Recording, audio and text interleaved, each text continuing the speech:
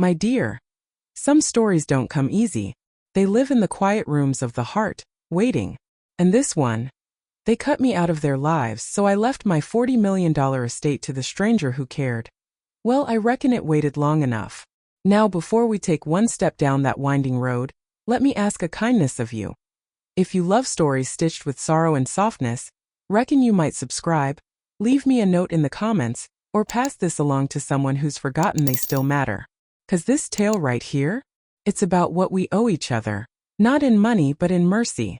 It's about the things we leave behind, and the ones who stay when it's not convenient, not profitable, not easy.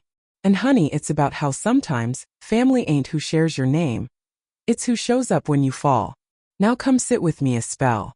I want to tell you about the day everything changed. The letter arrived on a Tuesday. It was tucked in among junk mail and catalogs, sealed in a heavy cream envelope with no return address. A single line, handwritten in slanted script, stared back at me. I hope you're not too late to remember who you once were. I stood there barefoot on my front porch, jasmine blooming along the railing, the summer heat sticking to my skin like regret. The paper trembled slightly in my fingers. It wasn't the handwriting I recognized, it was the weight of it. The kind of message that knows exactly where to press. I hadn't heard from my children in 8 years. Not since the will. Not since the silence thickened into distance. And yet there it was. A whisper from the past. Or maybe a warning from the future. By the time the sun dipped low behind the pines that evening, I would find myself rewriting the end of my story. Not for them, but for someone I never expected. Someone who knocked on my door with nothing but kindness in her hands. And everything that followed. Well, mercy me, it changed more than just a name on a deed. Let me take you to the morning it started. A quiet Thursday in May. I was sitting at my kitchen table, same as always, stirring sugar into my chicory coffee with a silver spoon older than most of the neighbors. The radio played a little Nina Simone, and Muffin, my gray cat with more opinions than grace, was curled up in the patch of sun that spilled across the linoleum. Outside, the azaleas were just beginning to bloom, pink and reckless as ever. I remember thinking how still everything felt. Not peaceful, no, that ain't the word. More like pause. Like the house was holding its breath, waiting for something to shift. That's when the knock came. 3 soft taps. Not urgent. Not shy either. I opened the door and found a young woman standing there. Maybe late 20s. Jeans worn thin at the knees, hair pulled back in a loose braid, and eyes, Lord, her eyes, they held a kind of tired I recognized. The kind that comes from holding other people's weight too long. Miss Eleanor Whitford? She asked. I nodded, wary. I'm sorry to bother you. I work at the hospice center down off Meeting Street. I cared for a woman last month who said your name. Said you'd know what to do with this. She handed me a small tin box. Dinted. Faded yellow with roses painted on the lid. I opened it right there on the porch. Inside was a photograph, old and curled, of me holding a baby girl on my hip, and a note folded small. Forgive me for not staying. I was scared you'd hate me for leaving her. She deserved better. Maybe you can be that even now. No name. No date. Just grief tucked into paper. I felt the air go out of the world for a moment. That baby, that photo, it was from a time I'd sealed off like a cellar door. And here it was, cracked open again by a stranger with tired eyes and a soft voice. That young woman, her name was Callie, didn't ask for anything.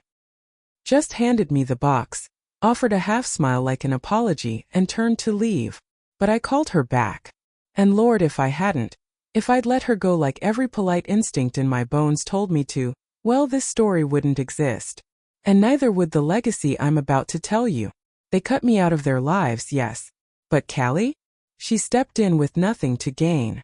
And sometimes, my dear, that's the kind of miracle you don't question.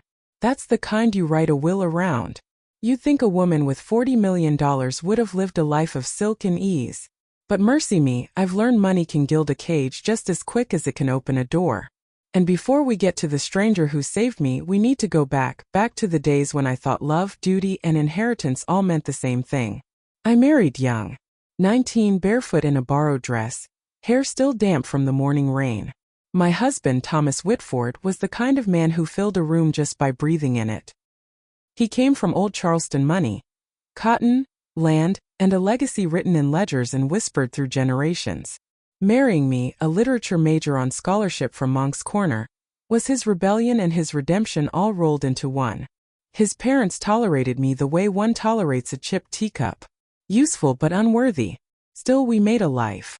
I taught high school English. He managed his family's real estate holdings. And we raised 2 children, Caroline and James, in a house with columns out front and silence down the halls. It wasn't unkind, not at first. Just structured. The Whitfords had rules, expectations, rhythms. Children were dressed, not cuddled. Pain was managed privately. Joy was permissible, but only if it didn't make a mess. I tried, Lord knows I tried, to raise them different. I read bedtime stories with funny voices. Slipped love notes into lunchboxes. Took them fishing, muddy shoes and all. But the older they got, the more they bent toward their father's gravity, polite, polished, and distant. Caroline was brilliant. Sharp-eyed and sharper-tongued. From the time she could talk, she questioned everything. By 14, she'd mastered the art of the cold shoulder. James was softer, quieter. He used to follow me into the garden and sit for hours while I pruned the roses. I called him my shadow. But shadows fade, don't they? The change didn't happen all at once. Just little moments. Missed calls, clipped answers, holidays cut short. After Thomas passed, sudden heart attack in the middle of a board meeting. I thought maybe grief would draw us closer. But loss, it seems, doesn't always unite. Sometimes it just removes the last reason to pretend. They began visiting less. Started talking more about maximizing assets and streamlining the estate. The warmth in their voices thinned like old tea. I became less their mother and more an obstacle. The first time I brought up the will, Caroline didn't even blink. I assume it'll be a split. Clean and standard, she said. Let's not complicate things. I nodded. But something inside me, some stubborn southern ache, whispered, what if it shouldn't be? Because by then I'd begun to notice things. Like how neither of them ever asked how I was sleeping. Or if the heater still worked. Or if I'd eaten. But the woman who brought my groceries on Wednesdays? She always asked. The nurse who helped me through that bout of pneumonia last winter? She remembered Muffin's name. And the girl who handed me that tin box on my porch, Callie. She looked at me like I was human, not a hurdle. I hadn't made any decisions yet. Not then. But the soil was softening. The question was planted. Who deserves the pieces of you when you're gone? And more importantly, who stayed when you were still here? Now, I ain't saying my children were cruel. No, cruelty takes intention. What I felt from them was colder than that. It was indifference. A kind of slow forgetting. Like I was a page in a book they'd already finished. After Thomas passed, the house got real quiet. Too quiet. I filled it with music, jazz records, old gospel, anything with a heartbeat. Sometimes I danced alone in the kitchen just to feel my legs still worked. But grief don't just knock. It moves in. It sleeps in your bed and eats from your fridge and whispers doubts while you butter your toast. I started journaling again. Every night. Long meandering letters to no one in particular. Some days I wrote to Thomas. Some to my children. Some to God.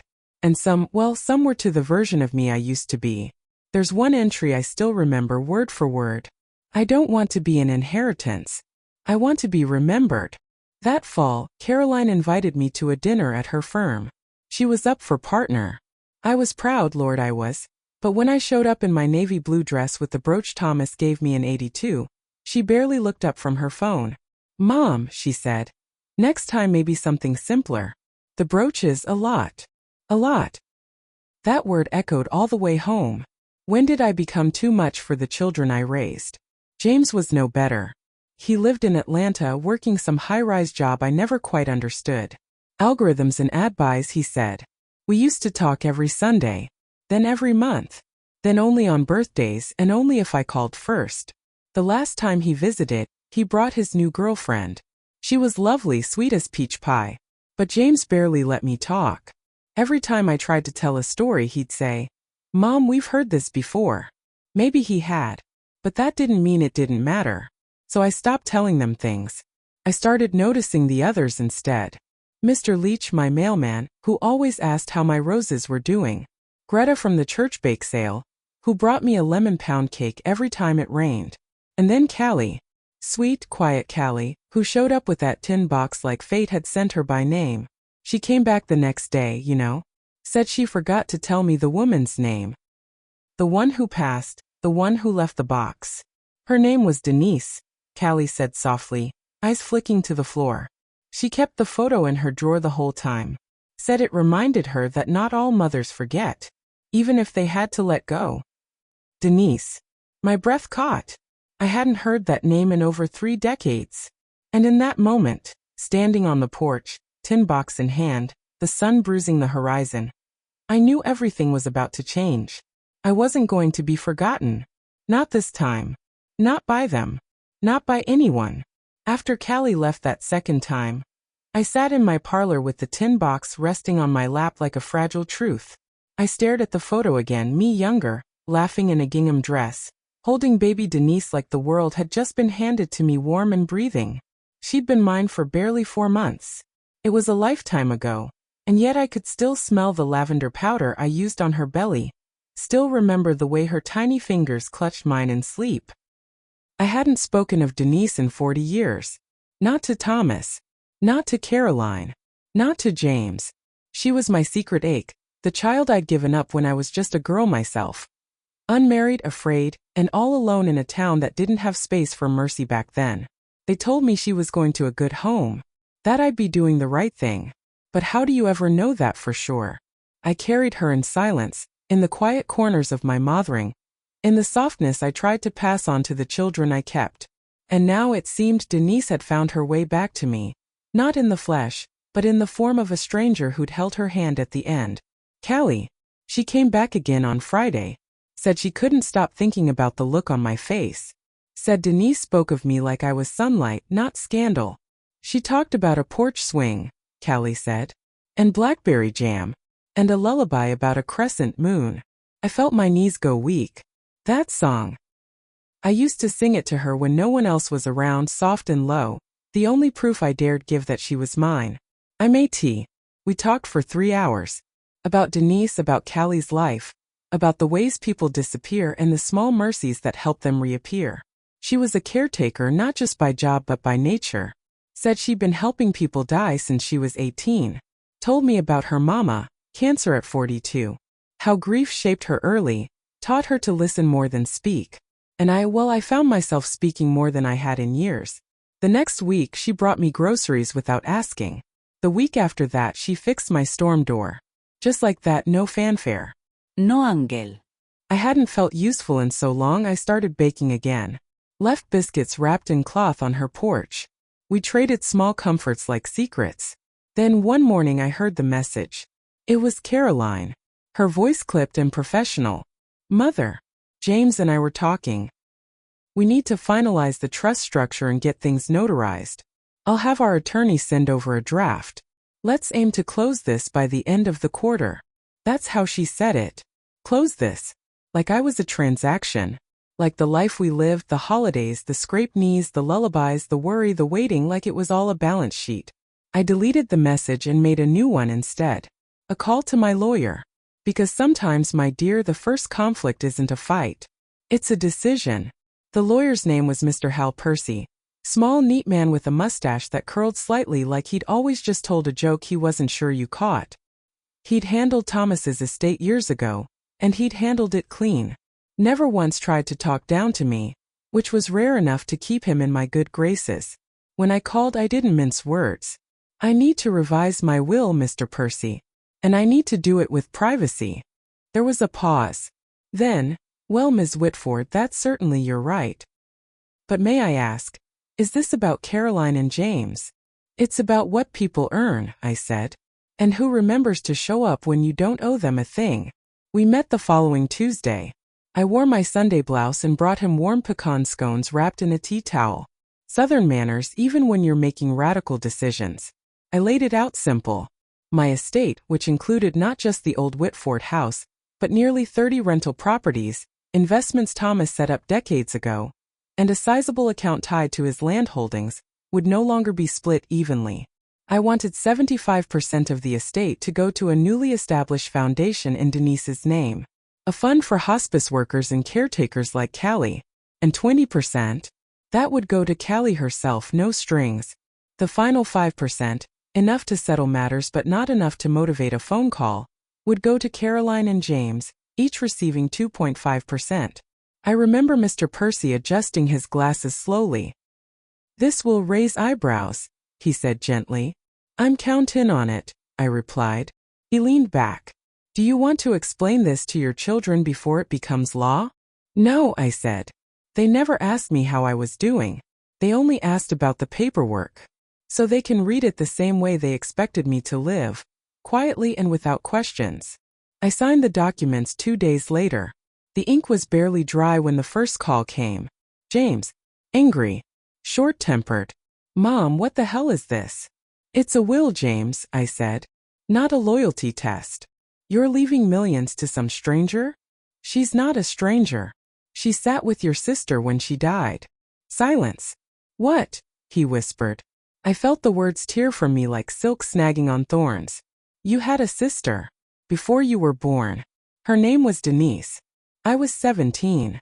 And I never stopped loving her." James hung up. The next day, Caroline sent a terse email. "This is a disgrace. Call me when you've come to your senses." I didn't. Instead, I called Callie.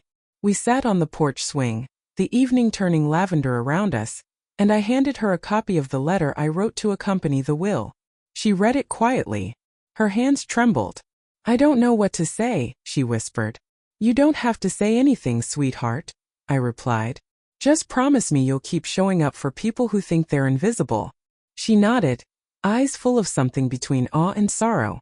That night, as I turned off the porch light, I didn't feel spiteful. I felt free. The whisper spread faster than fire on dry pine. I hadn't intended for anyone to know before my time came, but Charleston's old money circles have a way of sniffing out scandal like hounds on a fox. And when a Whitford rewrites a will, it doesn't stay quiet long. Within a week, I couldn't walk into church without feeling eyes on me. Not cruel necessarily, just curious. The way folks look at a painting they don't quite understand. Even Pastor Eli paused when I approached the altar with the communion bread. His hands lingered over the chalice like he was weighing whether forgiveness came before or after inheritance. That Sunday I didn't linger. Slipped out through the back, skirt brushing the stone steps, heart beating like a traitor. When I reached the car, Callie was there waiting. She didn't say a word. Just handed me a paper bag. Inside, warm ham biscuits and a note that said, "For strength." That girl always seemed to know what I needed before I did. But the pressure was mounting. The next day a letter arrived. Not elegant like the first one, but urgent, with legal stationery and thick, sharp corners. Caroline and James were contesting the will. Said I was mentally compromised, that I'd been unduly influenced. I laughed when I read that part. I hadn't been so clear-headed in years. But the laughter faded fast. Because challenging a will, that meant court. That meant depositions, evaluations, ugly words on public record. My private grief, my choice to honor Denise and the kindness of a stranger, twisted into a courtroom drama. Mr. Percy was furious on my behalf. "You have the right to leave your estate as you see fit, Ms. Whitford," he said. "But this could get messy.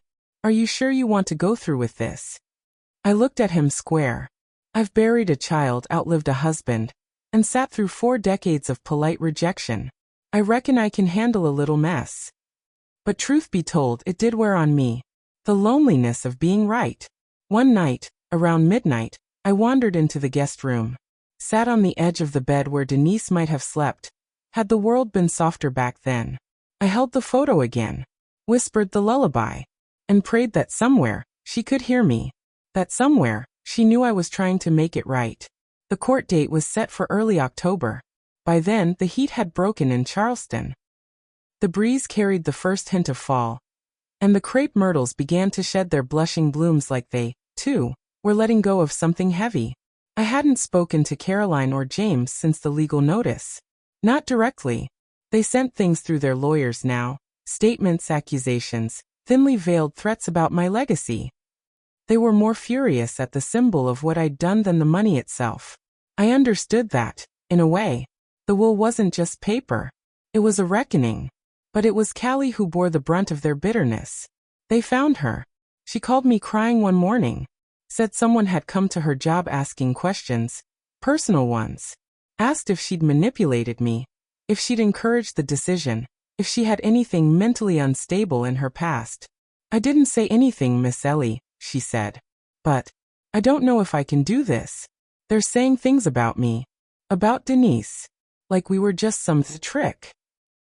I pulled her in close, arms tight around her trembling shoulders. You're not a trick, sweetheart.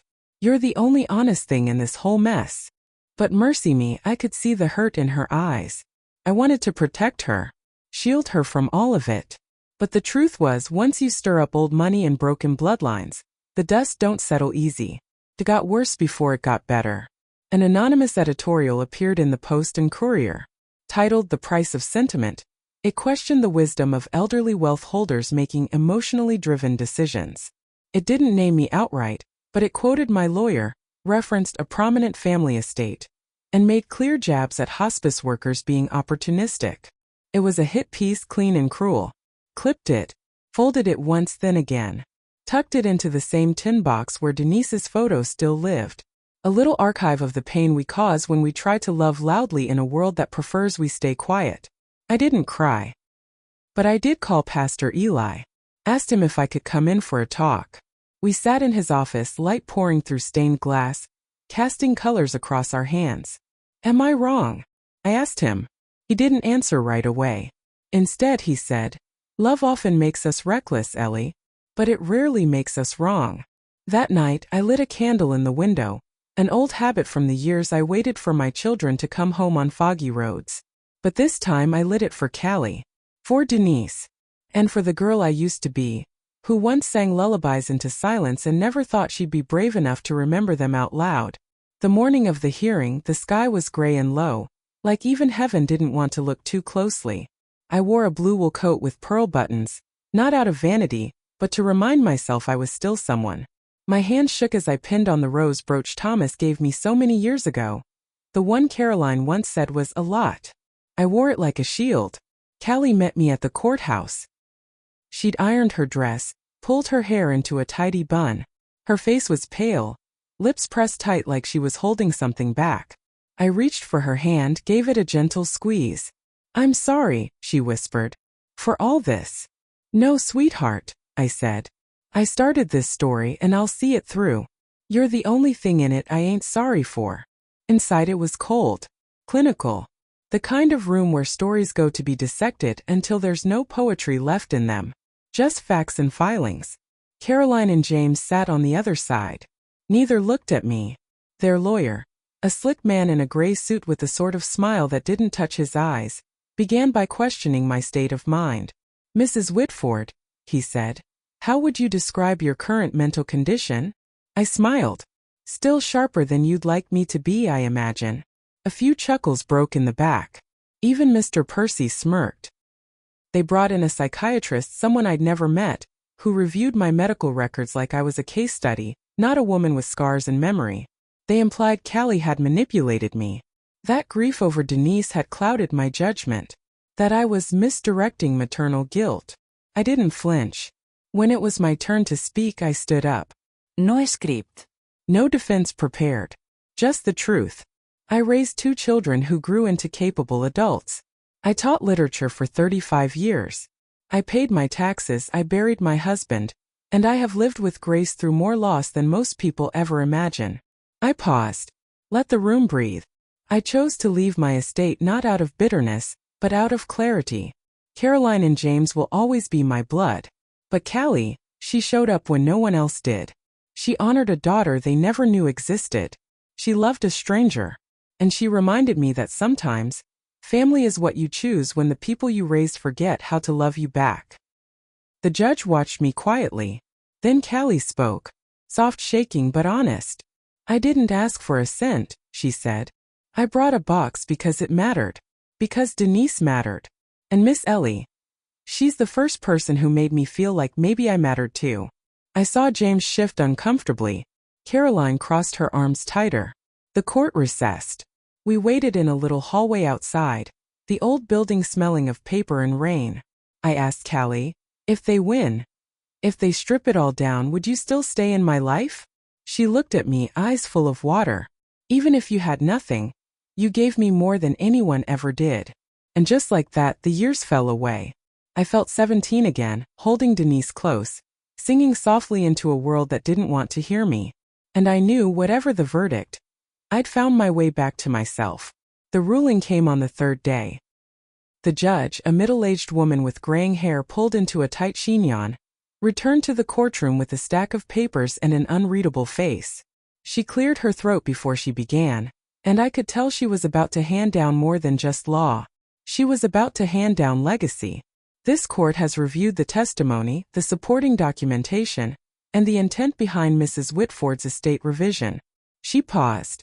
And while it is evident that the changes to her will were unconventional, there is no legal basis to suggest coercion, mental incompetence, or undue influence. I felt the breath catch in my throat. It is the opinion of this court, she continued, that a parent has the right to decide what their life meant, and to whom it meant something. The revised will shall stand. Callie grabbed my hand. James exhaled loudly, pushing away from the table like a boy denied dessert. Caroline stood up so fast her chair squeaked across the floor. Her mouth pressed into a thin line of fury. I didn't look at them. Not to gloat. Not to shame. I simply didn't want to spend that moment on people who had long since chosen absence over affection. Outside, the sun had finally broken through the clouds. The courthouse steps were warm under our feet. Callie turned to me. "What now?" she asked. I looked at her, truly looked. And not for the first time. I felt something more than gratitude. Something deeper. Not romantic, no. But soul-deep kinship. The kind that comes when two women carry grief like a shared blanket.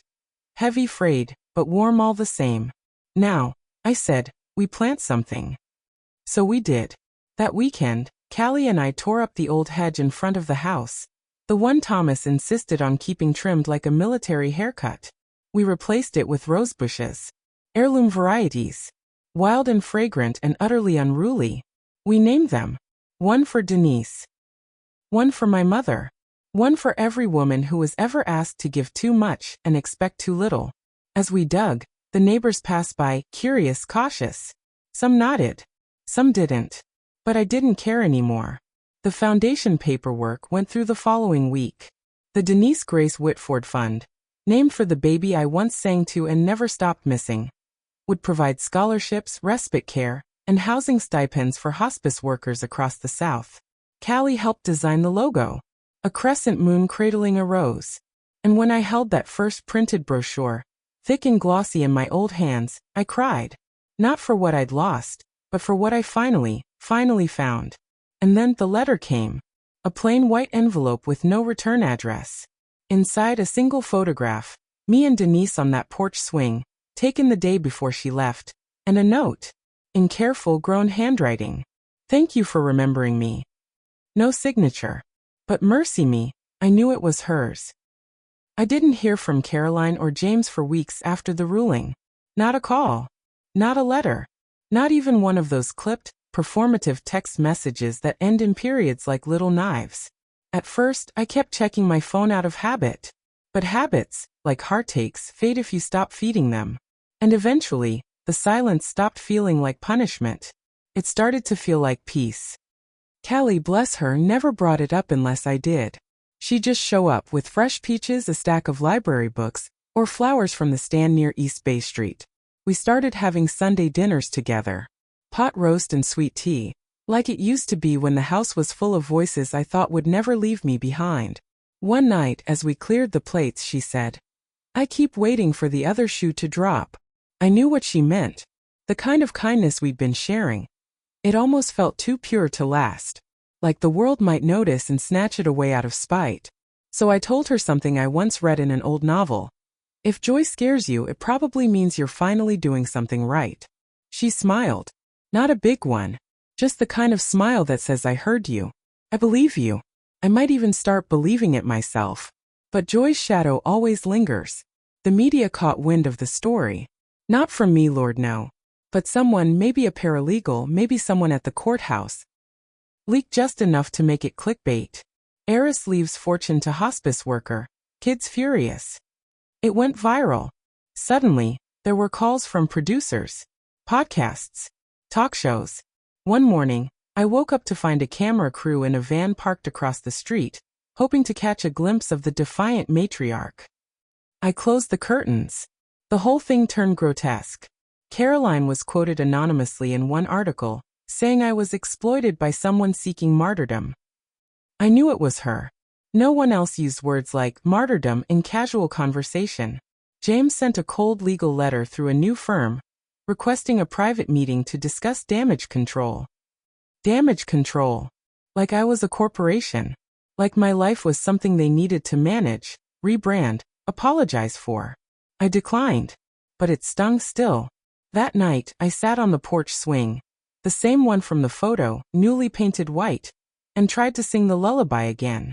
But the words got caught in my throat. Because sometimes the consequences of doing the right thing feel an awful lot like loneliness. The backlash came in waves. First it was the press. Shallow, greedy, spinning heartache into headlines. Then it was the online strangers. Folks with too much time and too little kindness. Some called me brave. Others said I was senile. A few accused Callie outright of manipulation, though they'd never met her, never seen the way she cut up apples and left the peel curls in the shape of roses just to make me smile. One night, someone even scrawled traitor on my mailbox in red paint. I didn't cry. I went out with a bucket and a rag and scrubbed it clean myself. The part that hurt wasn't the noise of the outside world. It was the quiet from inside it. The knowing that my children, the ones I rocked to sleep and prayed over in fevered nights, were content to let the world call me names rather than stand beside me. But you know what saved me? The letters. They started trickling in. From caretakers, nurses, women in their 60s who had given up babies in 1981 and never stopped wondering. From daughters who cared for their mamas until the last breath. From sons who said, "My mother died alone. Thank you for making sure someone else didn't." I read every single one. Callie made a box for them, hand-painted in blue with tiny white crescents, our little symbol now. One evening, I found her sitting on the floor of the sunroom, surrounded by the letters.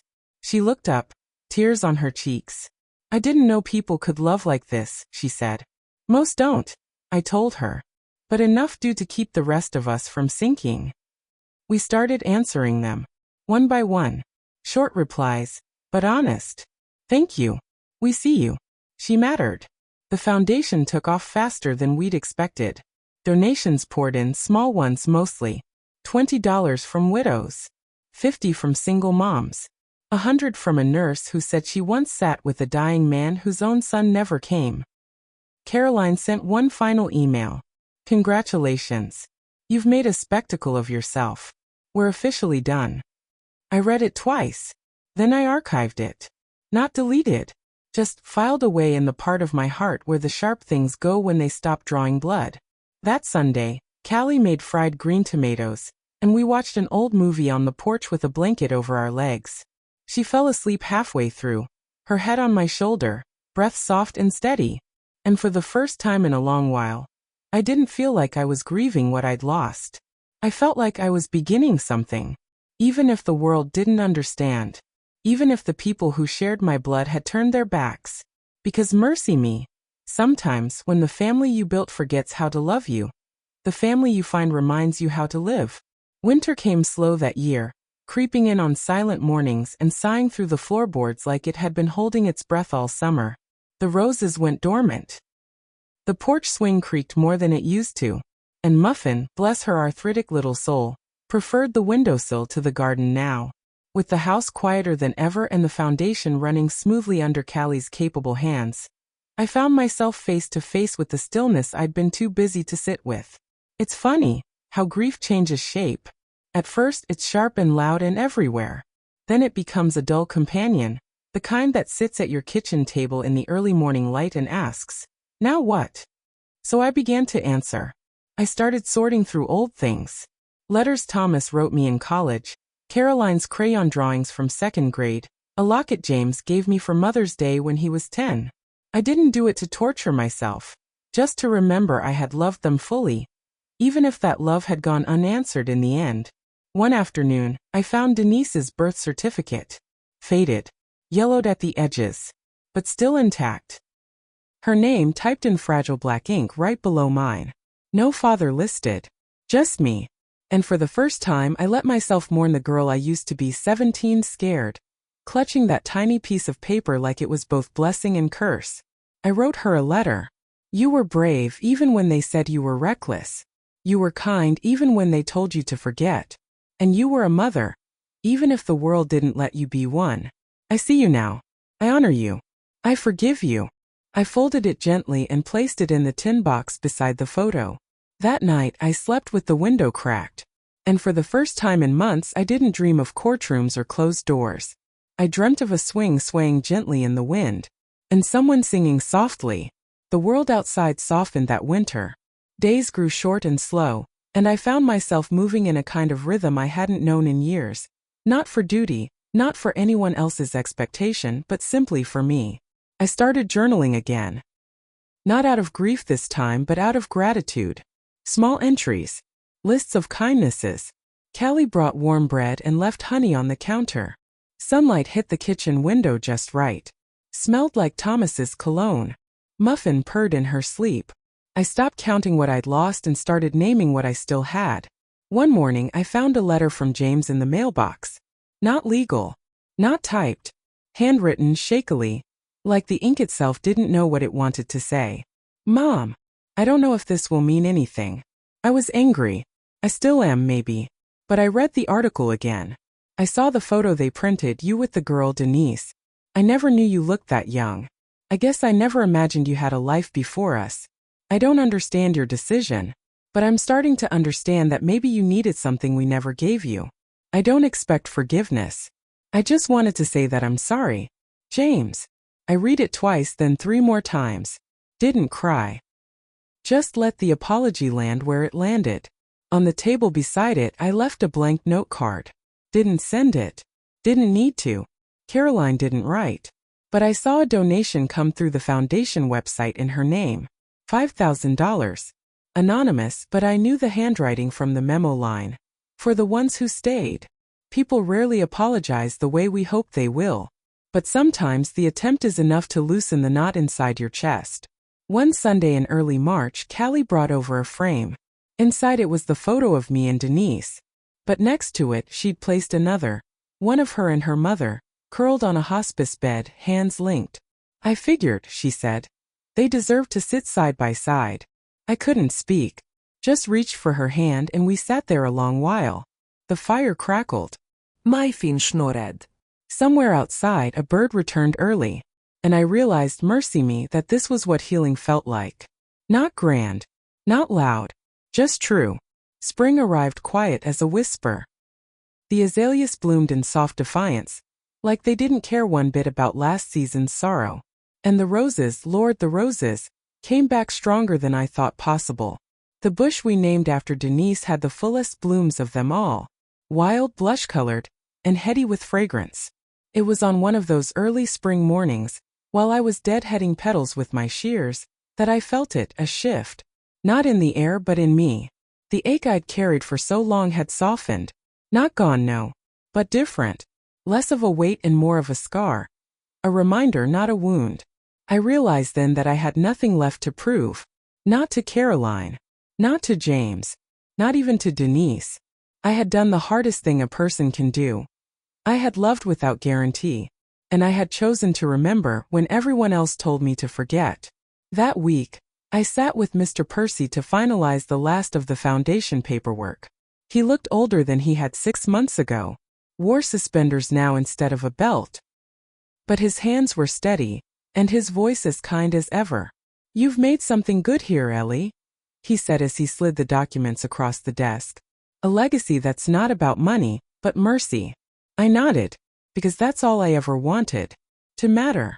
To leave behind more than just marble and mahogany. To be remembered for what I gave, not just what I guarded. Outside his office, I saw a woman pushing a wheelchair-bound man down the sidewalk.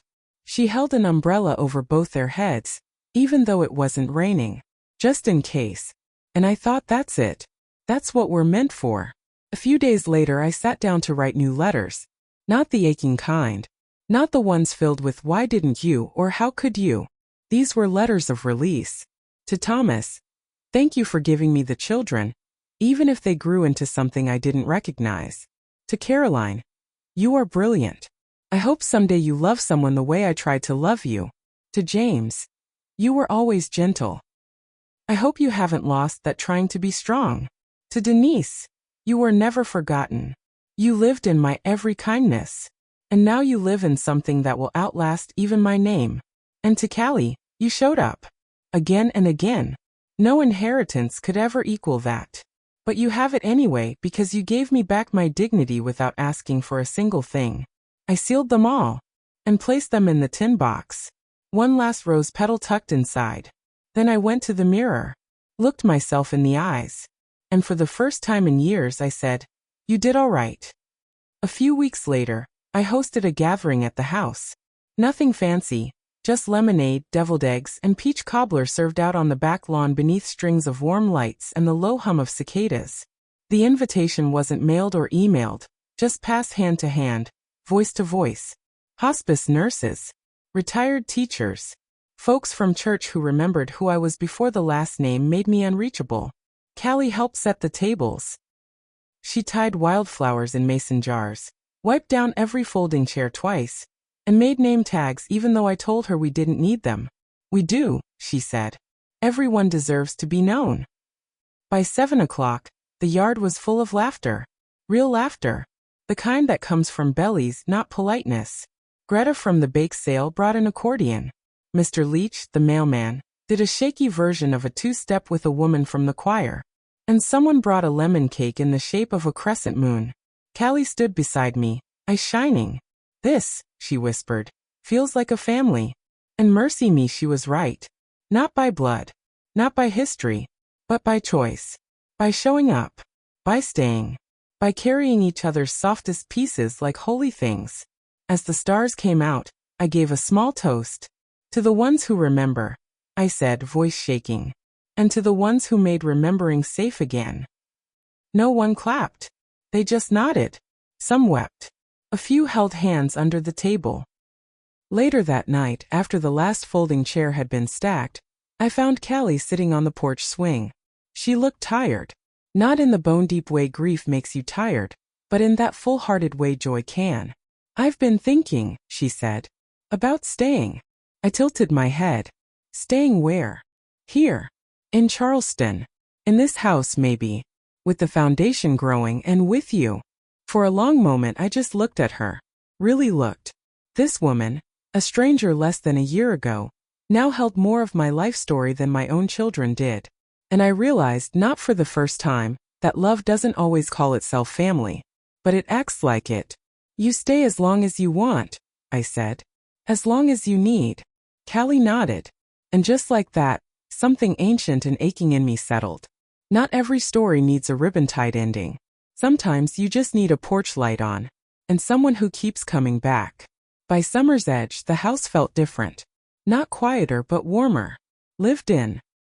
Callie had moved into the upstairs guest room by then. Said it made more sense, what with her running the foundation full-time, and me no longer pretending I could climb ladders or fix a leaky faucet without risk of calamity. We didn't talk about roles. There was no need. She wasn't a nurse. I wasn't her patient. We were just two women, tethered by the odd grace of shared grief and unexpected love. Mornings were spent side by side, me with my coffee and her with her planner. Both of us wrapped in quilts no matter how hot it got. She read me the donor letters. I corrected her grammar when she wasn't looking. Evenings we gardened. The roses had taken over the southern fence line, blooming like they were daring the world to say something. One night in July, Callie brought out an old cassette player. "I found this at a thrift store," she said, grinning. "Thought we could make some recordings. Oral history style. For the foundation." I laughed. Who wants to hear an old woman ramble on about her regrets? She looked at me dead serious. Everyone who's ever had a mother they didn't understand. So we started taping. Stories of my childhood. Of Thomas. Of Denise. Of Caroline's birth and James's first steps. Of the porch swing. Of the lullaby. Sometimes I cried. Sometimes she did. But mostly we laughed. Because once the pain's been spoken, it makes room for other things. Joy. Humor. Hope. One afternoon, we recorded the story of the tin box. I held it in my lap as I spoke, the dented yellow lid, the smell of old paper and dried rose petals. This box, I said, was the beginning of the end. And the beginning of the beginning. Callie asked softly, "Do you ever wish it had gone differently?" I didn't answer right away. I looked out at the yard, where the roses danced in the heat shimmer. "I wish I'd been braver sooner," I said. "But I don't regret a single thing that got me here." And that, my dear, was the truth. That August, we held the first annual Denise Grace Whitford Caregiver Fellowship ceremony. It was small, held under the live oaks at Hampton Park. We set out folding chairs and hung fairy lights from the branches. The air was thick with honeysuckle and possibility. 20 nurses and hospice workers received grants that night. Each one stood in front of a modest crowd and told a piece of their story, not for applause but for witness. A woman from Savannah shared how she sat with the man for 9 nights while his family argued about his estate. "He died holding my hand," she said, "not theirs." A young man from Columbia said, "I didn't grow up knowing kindness, but I learned to give it." I stood near the back, watching Callie hand out the certificates, her eyes soft and shining. She wore a pale green dress and her mother's old pendant. Looked like something holy standing beneath those moss-draped trees. When it was my turn to speak, I didn't read the speech Mr. Percy helped me write. I just held up the tin box. This held a photograph, I said, voice trembling, of a child I lost and never forgot. It was brought to me by someone who didn't know what it meant. But she came anyway. And in doing so, she gave me back the pieces of myself I thought were long buried. I paused. Some people inherit wealth. Some inherit pain. But the best thing we can pass on is presence. Show up. Sit down. Stay a while. That's how we change the ending. They stood and clapped, but I didn't hear it. Because at the edge of the crowd, beneath the shadow of a willow, I saw her. A woman, maybe mid-40s, same dark eyes as mine, holding a girl by the hand, watching. When the ceremony ended, she was gone. But I found a note under my car windshield. "I'm Denise's daughter. I've been following the story. I just wanted to see you with my own eyes. Thank you for loving her." There was no number, no address, just that. I didn't chase it. Didn't need to. Some connections don't ask for more than recognition. A glance. A quiet agreement between souls. That night, Callie and I walked home in the warm dark, fireflies blinking like tiny miracles. As we reached the front porch, she looked at me and said, "You changed the world, Miss Ellie." I shook my head. No, sweetheart. I just stopped apologizing for remembering. Now I sit here, July again, porch swing groaning beneath my old bones, muffin curled like punctuation at my feet, and I think about how life never hands you the ending you expect. It gives you the one you earn. The house is quieter these days, but not empty. Callie's out back planting basil. The air smells like rosemary and old soil. The kind of smell that says something's growing, even if you can't see it just yet. I've lived 70 years. Loved hard. Lost more than most. And learned finally that sometimes your greatest inheritance is not what you leave behind in a will. It's what you leave behind in someone's heart. The letters still come. From caregivers, from estranged daughters, from sons who never said, "I'm sorry," in time. And I write back slowly in cursive that shakes just a little now. Because I want them to know. You can start again at any age. You can love better next time. You can rewrite the ending. Even if the world tells you not to. As for Caroline and James, I don't hear from them much. Once in a while a card at Christmas. Nothing dramatic. Just distant. But I've let go of the story I told myself about who they were supposed to be. Sometimes letting go is the kindest thing you can do for yourself. And Callie? She's more than a companion now. She's the other half of this garden. The one who tends what I plant. The one who brings me tea and tells me what the internet's saying, even when I pretend I don't care. She calls me Ellie. Not Mrs. Whitford. Not Miss Eleanor. Just Ellie. And mercy me, I think that's the most honest name I've ever been given. So here's my last truth, my dear, before I lay down this pen. If you've been cut out, cast aside, or told you don't matter, don't you dare believe it. Sometimes the people who forget you are just making room for the ones who never will. If they cut me out of their lives. So I left my $40 million estate to the stranger who cared. Open something quiet in your soul, my dear. I'd surely love to know what stayed with you. Leave me a little note in the comments. Share this with someone walking through the same ache. And subscribe if you'd like to sit for another story one day soon. We can't always choose who leaves. But mercy me, we can choose who we open the door to next. Thank you for sitting with me.